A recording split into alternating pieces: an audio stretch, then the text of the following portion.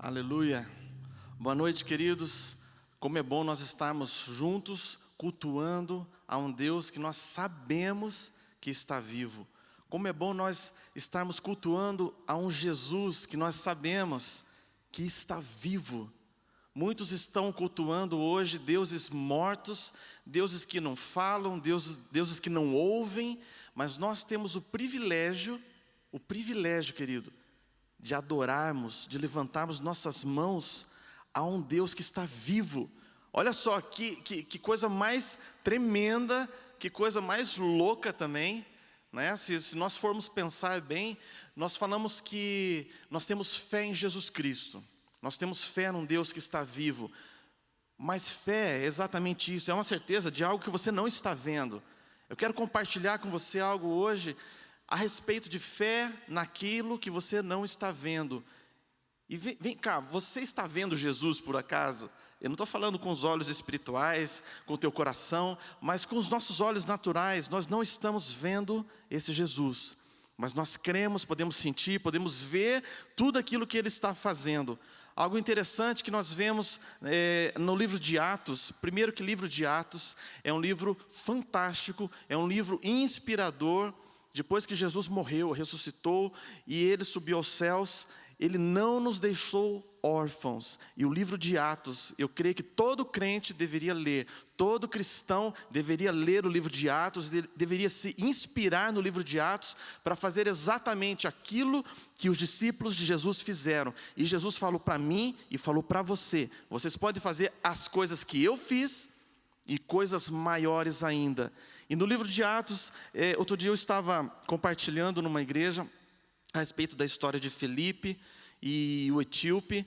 E um pouquinho antes dessa história, quando Filipe estava em Samaria, a palavra nos diz que aquele povo, eles estavam ouvindo e eles estavam vendo as coisas acontecerem. Eles não estavam simplesmente ouvindo aquilo que Filipe estava dizendo.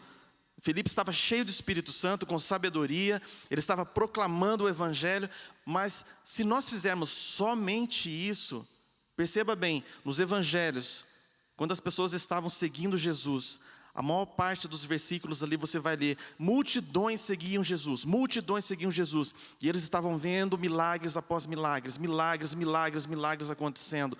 Depois que Jesus morreu, Ele deixou o Espírito Santo, a obra continua. Ali, Filipe, ele estava proclamando o Evangelho, e a Bíblia fala que os samaritanos, eles estavam vendo as coisas acontecendo também, vendo os milagres acontecendo, eles não estavam simplesmente ouvindo. O que eu quero dizer com isso? O que a palavra nos comunica, que eu e você, nós devemos estar cheios do Espírito Santo, e esse Jesus que tanto nós falamos, não é uma coisa só de nós falarmos, não é algo só de nós expressarmos com os nossos lábios, mas nós devemos fazer as mesmas coisas que Jesus fez quando Ele estava aqui na terra. Ele não está mais aqui entre nós, em carne e osso, mas Ele está vivo dentro de nós. E Ele falou para mim e para você: façam aquilo que eu fiz, reproduzam aquilo que eu fiz. Eu costumo brincar que nós cristãos, nós somos meio malucos, nós somos loucos, e de certa forma nós somos mesmo, porque você está falando que você acredita em algo, você vive por algo que você não está vendo. Eu quero ler algumas coisas para você.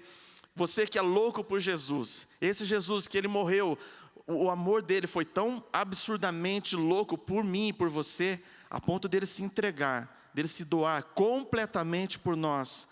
E nós, a partir do momento que nós dizemos sim para Jesus: Jesus, eu quero viver para o Senhor, eu quero viver para Te servir, eu quero viver para ouvir a Tua voz e obedecer a Tua voz. A partir desse momento você se torna um pouco maluco também, um pouco louco por esse Jesus, né?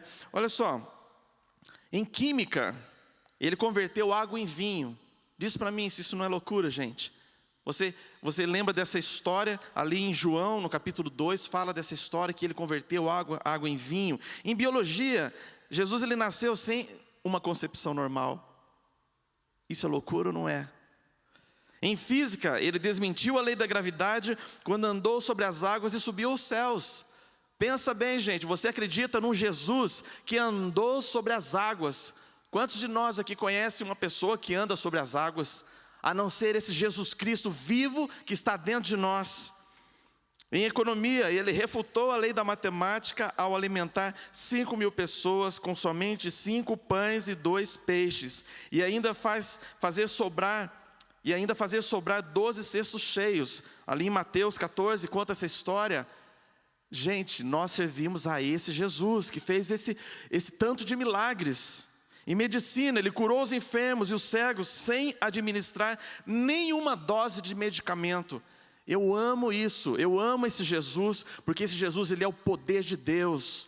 Ele é o poder de Deus, e pelo Espírito Santo que ele deixou para nós, nós também temos essa autorização de Jesus para nós fazermos as mesmas coisas. A semana passada, onde eu estava na cidade de Irati ministrando, eu pude compartilhar com algumas pessoas essa história de Felipe e o etíope. E nós pudemos perceber que Jesus, ele estava entre nós. E o que ele estava comunicando para cada uma daqueles jovens, principalmente no sábado, nós ministramos aos jovens. E o que Jesus estava comunicando para todos nós ali naquele lugar? Eu quero que vocês façam aquilo que eu fiz enquanto eu estava aqui na terra. Eu deixei vocês como meus representantes. Gente, Jesus não morreu em vão. Ele não morreu em vão, e ele não deixou o Espírito Santo à toa, simplesmente porque o Espírito Santo não tem onde ficar, ele vai habitar dentro de nós. Não, ele habita dentro de nós para nós fazermos, reproduzirmos, repetirmos as mesmas coisas que Jesus fez. E eu quero te dizer, você que se diz cristão, preste atenção nisso. O Espírito Santo, ele habita dentro de você, porque ele tem algo para fazer através da sua vida. Ele tem algo para fazer através da sua vida. E lá naquela cidade de Irati nós podemos ver e observar que isso que eu acabei de ler aqui, que Jesus, ele curou os enfermos e ele não administrou nenhum medicamento. Por quê? Porque ele impunha as mãos, ele proferia palavras de cura, e ele falou: se vocês impuserem as mãos sobre os enfermos, eles serão curados. E nós fizemos isso, nós impusemos as mãos sobre os enfermos ali naquela cidade, e eles foram curados. Teve muitas curas ali naquele lugar. E mais ainda, o que me deixa mais empolgado é fazer com que as pessoas entendam, elas percebam que elas também foram chamadas para isso. Jesus chamou a mim, chamou a você para fazer isso, chamar os enfermos. Quem está enfermo? Em nome de Jesus, seja curado, seja tocado pelo poder de cura do Senhor, e os milagres vão acontecer. Eu creio nisso, querido. Nosso Jesus está vivo. A história é contada antes dele e depois dele, de Jesus. Ele é o princípio, ele é o fim. Ele foi chamado maravilhoso, conselheiro, príncipe da paz, o rei dos reis, o Senhor dos senhores. Ali em Isaías 9:6 nos diz isso. É esse o nosso Jesus. É tudo por causa dele. Tudo foi criado por ele, é por ele que nós vivemos, e tudo vai culminar por causa de Jesus. Quando ele voltar, ele vier buscar a nós, a igreja. Então, querido, viva esse Jesus na sua vida. Ele é o conselheiro, o rei dos reis, Senhor dos senhores. Na Bíblia diz que ninguém vem ao Pai senão por ele. Ele é o único caminho. Ali em João 14:16 nos diz isso. Ele é o único caminho. Você pode ver e perceber no mundo. Existem países que têm milhões de deuses, mas nós sabemos quem é o único Deus. A Bíblia fala de o caminho, não é um dos caminhos, é o caminho. Esse é o Jesus que nós servimos. A Bíblia nos fala, nos relata de deuses falsos, deuses que não podem ouvir, que não podem falar, e pessoas que infelizmente estão cegas, servindo a esses deuses, estão se ajoelhando diante desses deuses. E a Bíblia nos fala que o único caminho que nos leva ao Senhor é Jesus Cristo. Jesus Cristo.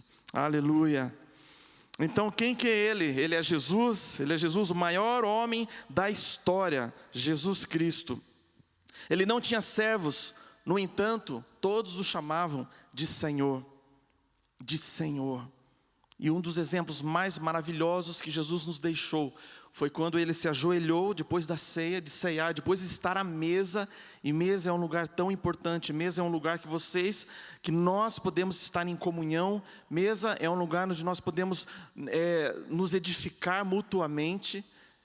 E mesa é um lugar interessante, porque eu ouvi esses dias também um jovem falando: mesa, todos se assentam e todos estão igualados, todos estão no mesmo nível, falando a mesma linguagem, estão se edificando mutuamente.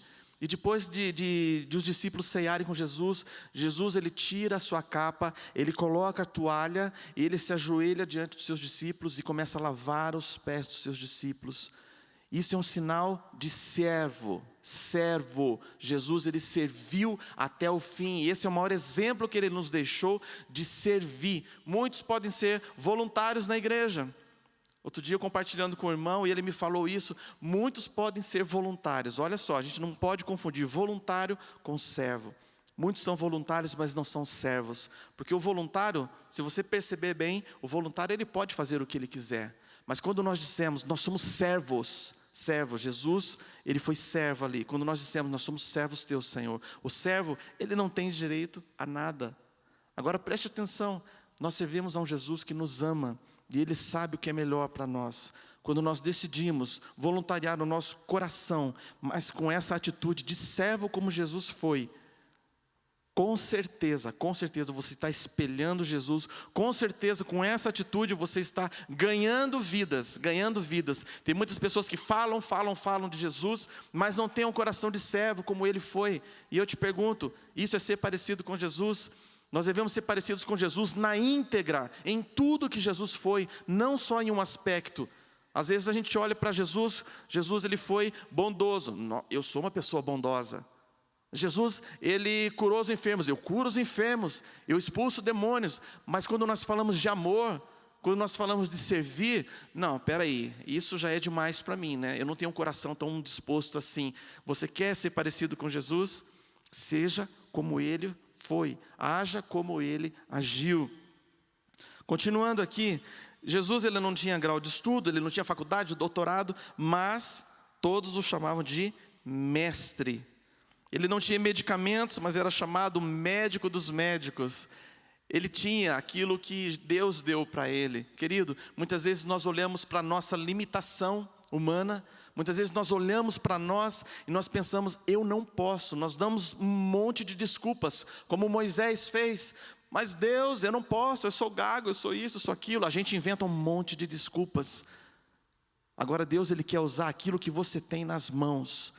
E sabe o que nós temos nas mãos? Aqui, eu acabei de ler, Jesus ele não tinha medicamento nenhum, mas ele era chamado médico dos médicos, ele curava os enfermos. Muitas vezes você pode se olhar e perceber assim, eu não tenho nada, mas faça como os discípulos fizeram na porta do templo, que tinha aquele paralítico. Ele estava ali mendigando, pedindo alguma ajuda. Eles olharam para ele e falaram assim, eu não tenho ouro, eu não tenho prata, mas aquilo que eu tenho eu te dou, levanta e anda. Gente, é isso que nós temos que fazer como cristãos. Nós não podemos deixar com que o mundo olhe para nós e eles não tenham resposta para as dúvidas deles. Nós não podemos deixar que o mundo olhe para nós aflito, com medo, necessitando de uma cura, necessitando de algo, e nós não estendamos as mãos para oferecer algo. E nós temos esse algo. Eu quero dizer para você que está me assistindo agora, você foi chamado para espelhar a glória de Cristo. Você foi chamado para despejar, para derramar na vida das outras pessoas o poder do Senhor, o amor do Senhor, a sabedoria do Senhor. Jesus ele veio para isso, para nos deixar esse exemplo, nos deixar esse legado. E falando em exemplo, pegando um gancho dessa palavrinha, em 2019, quando meu pai faleceu, obviamente foi um momento muito triste para toda a família, mas algo assim que confortou muito o nosso coração. Que o meu pai, ele sempre foi um homem de Deus, sempre foi um cristão cheio do Espírito Santo. Ele todos os dias, ele falava de Jesus, ele não perdia nenhuma oportunidade.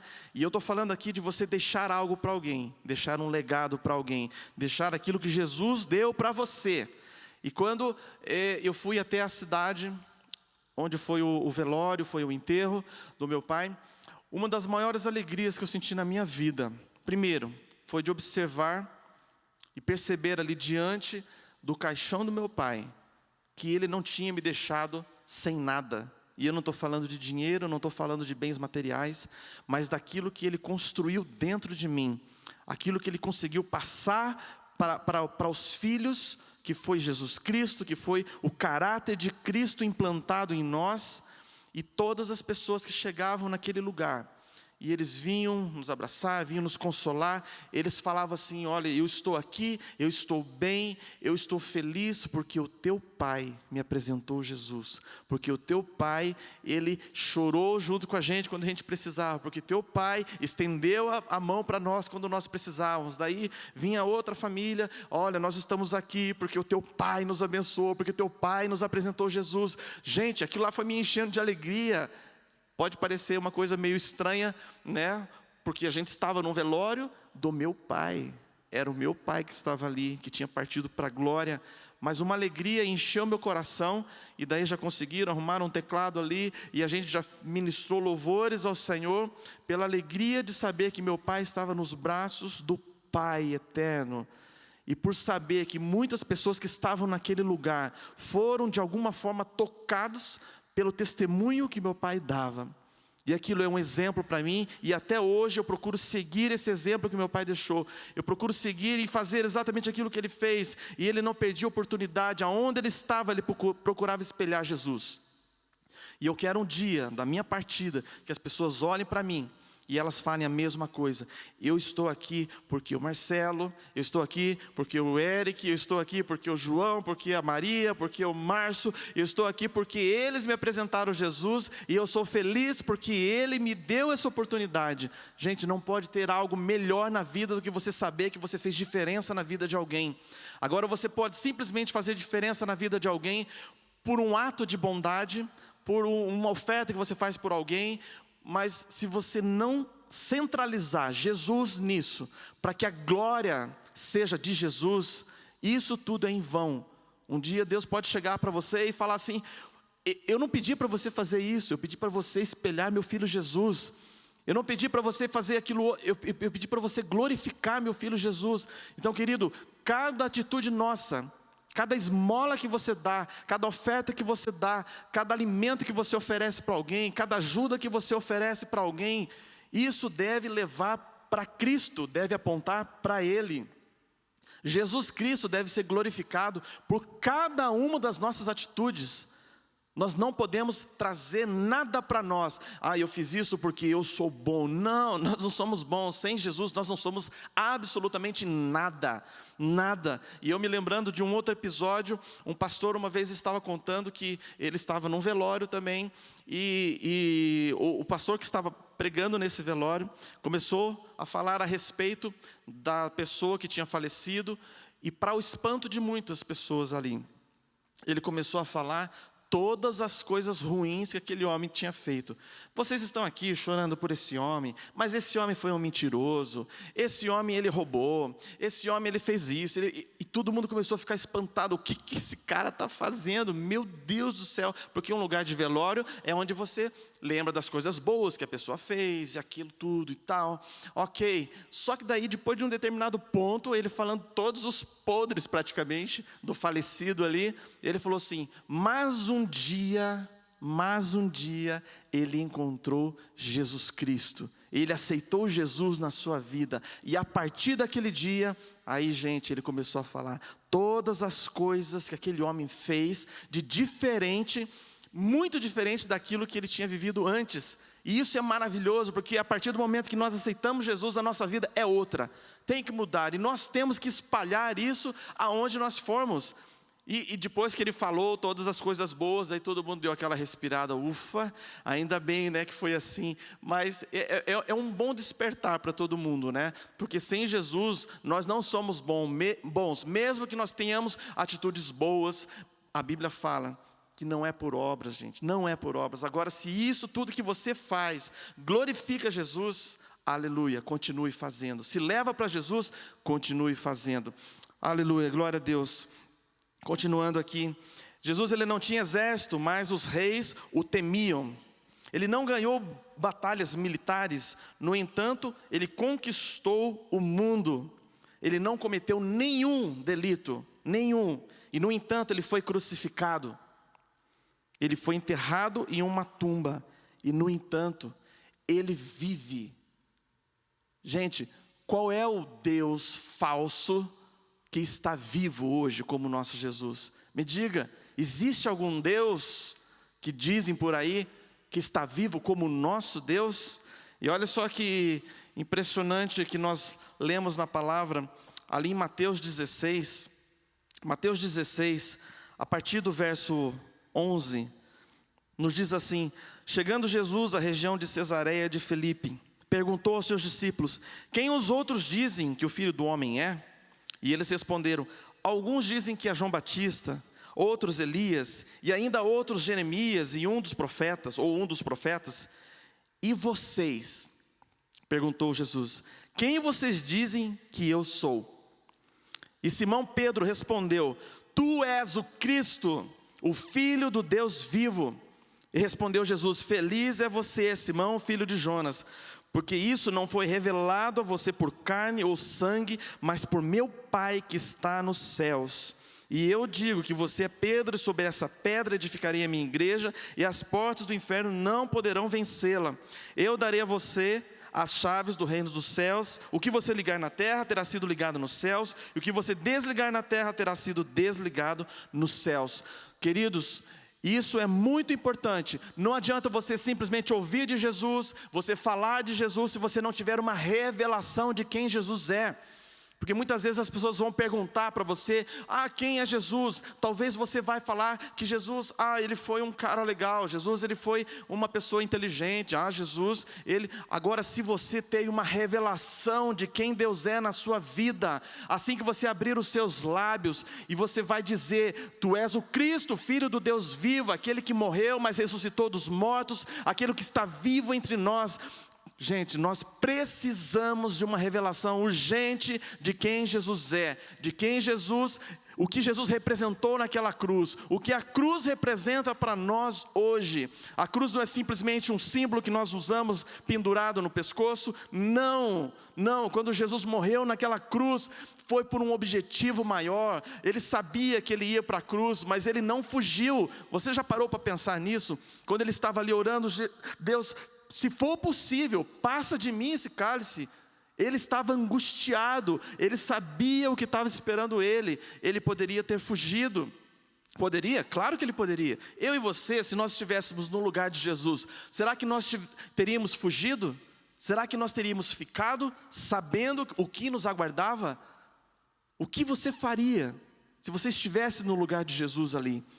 Agora Jesus, ele sabia exatamente aquilo que ia acontecer, exatamente aquilo que o Pai tinha de plano maior para ele e para a humanidade. Por isso ele não fugiu, Agora nós temos que ter esse nível de revelação.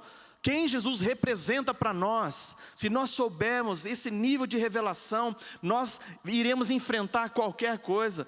O que Jesus enfrentou, eu e você não aguentaríamos. O que Jesus enfrentou por mim e por você foi por amor, mas porque Ele sabia, Ele tinha essa revelação. Então eu oro essa noite para que você tenha, para que nós tenhamos essa revelação, esse nível de revelação que não nos impeça de fazer exatamente a vontade de Deus.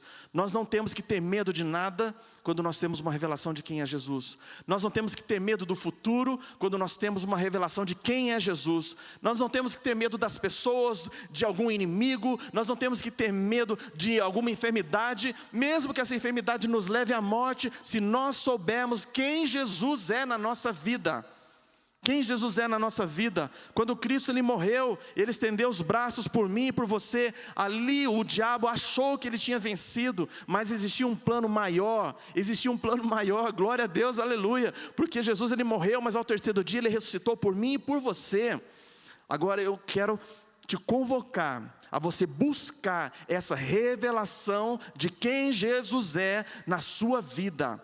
Porque só assim você vai poder representar Jesus com muita eficiência nessa terra. Se você não tiver uma revelação de quem Jesus é, você vai encontrar um endemoniado na sua frente. Provavelmente você vai ter medo e você vai fugir. Se você não tiver uma revelação de quem Jesus é na sua vida, você vai estar se deparando com pessoas enfermas. E você não vai ter a coragem de você orar por ela e fazer as mesmas coisas que Jesus fez. Querido, o Espírito Santo, Ele habita dentro de nós justamente para isso, para nos trazer essa revelação de quem Jesus é. E eu quero te dizer, Jesus Cristo é o Salvador da tua vida. Jesus Cristo é aquele que te resgatou do inferno, das trevas. Jesus Cristo é aquele que te tirou do pecado, da lama do pecado, e Ele te trouxe para a luz. Jesus Cristo é aquele que diz para você: você é meu discípulo, e você pode fazer todas as coisas que eu fiz, e coisas maiores ainda. Não fique numa caverna, não fique num buraco, não fique achando que você não é capaz. Eu, Jesus Cristo, estou te dando autoridade para você fazer essas mesmas coisas. Então não fique parado. Se você não tem essa revelação de quem Jesus é na sua vida, busque essa revelação. Ajoelhe, busque ao Senhor nas madrugadas, até você ter uma revelação de Jesus e da cruz de Cristo na sua vida.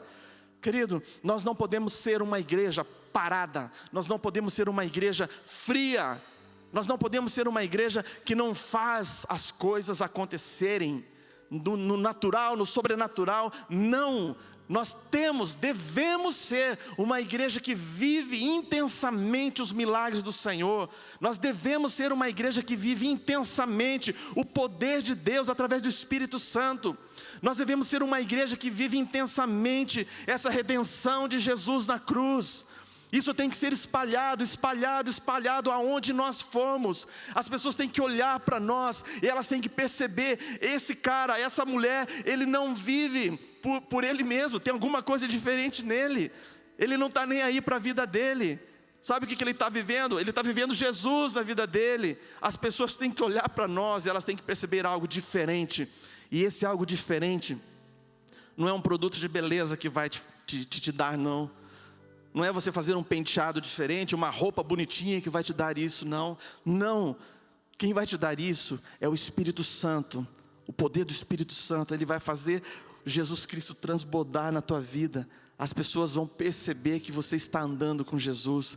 Quando você sair da sua casa, as pessoas vão olhar para você e vão perceber: tem algo diferente nesse olhar, tem algo diferente na maneira como ele fala, tem algo diferente na maneira como ele abraça, tem algo diferente em tudo, todas as atitudes suas. Querido, eu oro para que nós sejamos esse tipo de igreja, esse tipo de pessoa, pessoas que transbordam Jesus Cristo, pessoas que transbordam Jesus Cristo. E quando as pessoas perguntarem: quem você diz que Jesus é?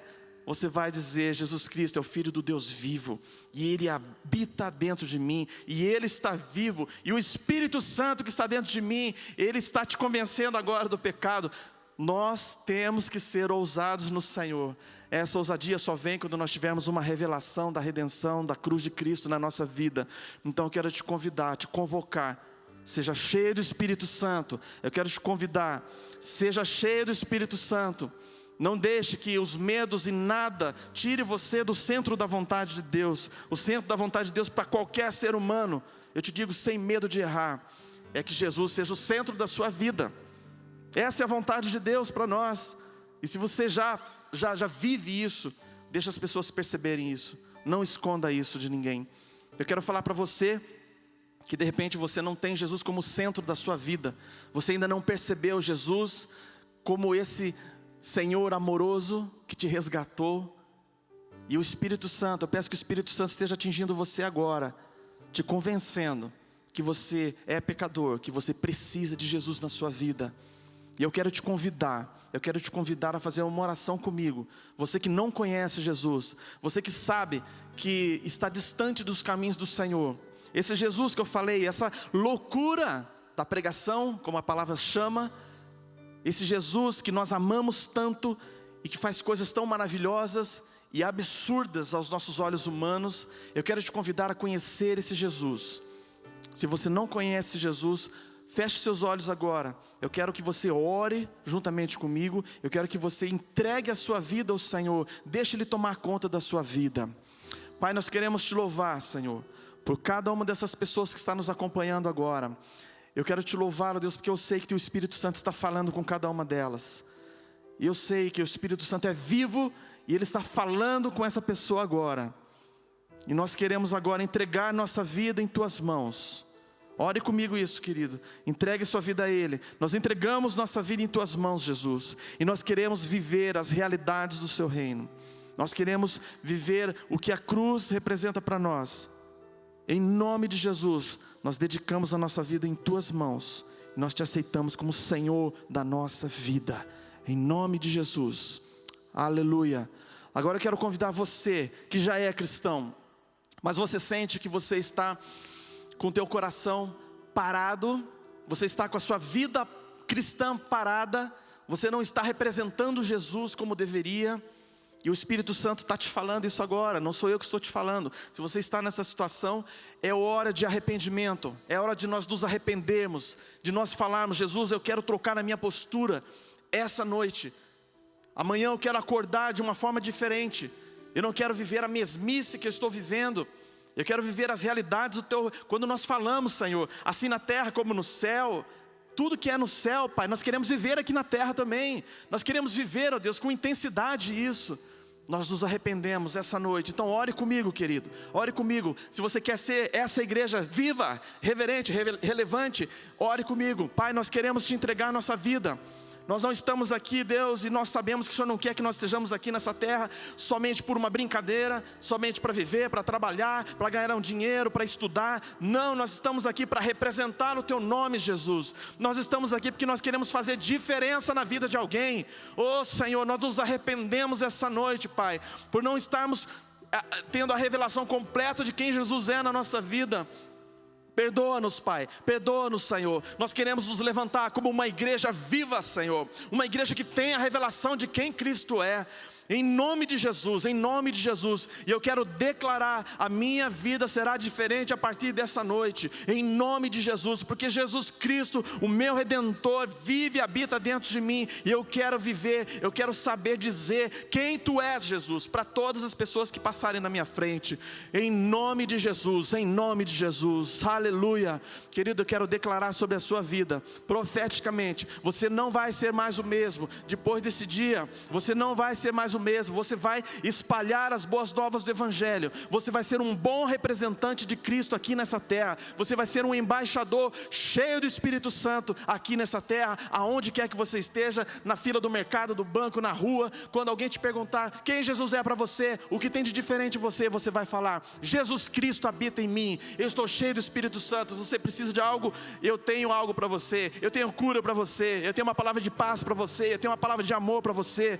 Querido, viva intensamente Jesus na tua vida. Não se esqueça, Jesus ama você. Ele te ama, por isso Ele morreu na cruz por nós. Então viva intensamente, faça honrar, faça valer a pena esse sacrifício de Jesus na tua vida.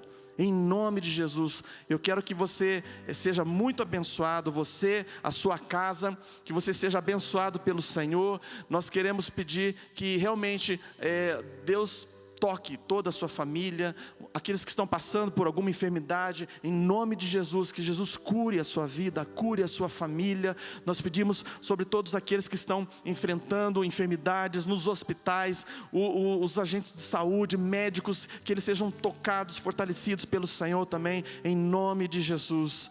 Amém, querido? Tenha uma semana abençoada, que você seja realmente cheio do Espírito Santo de Deus na sua vida, em nome de Jesus. Deus te abençoe.